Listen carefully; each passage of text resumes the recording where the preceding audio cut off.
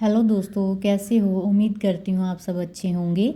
आज की वीडियो में हम वेट लॉस के बारे में ही बात करेंगे। पिछली जो मैंने वेट लॉस वाली वीडियो डाली थी उसमें मैंने बताया था कि मैंने अपना 10 से 11 केजी वज़न कम किया है, वो भी बिना जिम जाए और बिना किसी स्ट्रिक्ट डाइट के, और खा पी के अपना वज़न कम किया है, जिसमें मैंने चाय भी पी है। तो उसी के बारे में आज हम जानेंगे। तो अपना मैं पूरा रूटीन बताने वाली हूँ कि मैं क्या करती थी।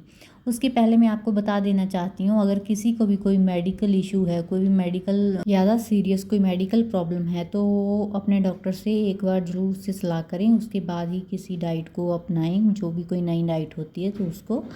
तो मुझे ऐसा कोई मेडिकल इशू नहीं था, मुझे सिर्फ वेट ही कम करना था।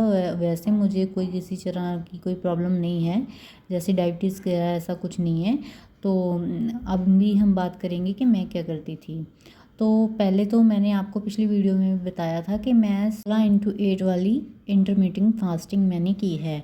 तो उसमें क्या होता है कि आपको 16 घंटे का फास्ट रखना होता है और 8 घंटे आपको मिलते हैं खाने के लिए, जिसमें आप 16 घंटे में सिर्फ अपना पानी पी सकते हो, ग्रीन टी ले सकते हो और या फिर ब्लैक कॉफ़ी ले सकते हो। उसमें आपको शुगर नहीं डालनी है। लेकिन मैं तो सिर्फ प्लेन पानी ही पीती थी 16 घंटे में, और कुछ मैंने नहीं खाया है या पिया है, जैसे ग्रीन टी वगैरह भी नहीं ली है। और सबसे पहले हमें क्या करना है कि हमें शाम का खाना जल्दी खाना है। डिनर डिनर मेरा 7 बजे तक हो जाता था, और डिनर में मैं क्या लेती थी, एक सब्जी, कोई भी सब्जी हो गई, और एक दाल, कोई भी दाल जो भी आपके घर में बन रही है। और उसके साथ मैं शाम के टाइम खाती थी आधा बीट रूट ले लिया, और साथ में मैं थोड़ा 4-5 चम्मच के करीब दही भी लेती थी, और एक रोटी खाती थी। ठीक है, तो इतना ही सब खाना है। आपको अपने हिसाब से रखना है कि आप पहले कितने कार्ब्स ले रहे हो, मतलब कि रोटी चावल कितना ले रहे हो, उसका पोर्शन आपको कम करना है। इसमें सारा वेट लॉस में ना सारा गेम पोर्शन कंट्रोल का ही है कि आपको खाने का पोर्शन कम करना है। फ्रेंड्स, मोटापा होता ही इसलिए है क्योंकि हम ज़रूरत से ज़्यादा कैलोरीज कंज्यूम करते हैं, और बॉडी हमारी इतनी स्मार्ट है कि उसको जितनी कैलोरीज चाहिए होती है ना, वो उतनी कैलोरीज ही यूज़ करती है, और बाकी की कैलोरीज हमारे शरीर में ना फैट के तौर पे जमा होती रहती है। और फास्ट से क्या होता है, जो पहले की जमी हुई फैट है ना, उससे बॉडी एनर्जी लेती है और उसको एनर्जी में कन्वर्ट करती है, और हमारा फैट फिर कम होना शुरू हो जाता है। ठीक है, फास्टिंग से तो ये होगा कि हमारा जो पहले का जमा हुआ कैलोरीज है, फैट है, वो कम होगा। और जब हम पोर्शन कंट्रोल करेंगे, अपना खाना कम खाएंगे, पहले से कम खाएंगे, तो जो नया खाना होगा वो डाइजेस्ट होगा अच्छे से, और नया फैट जमा नहीं होगा।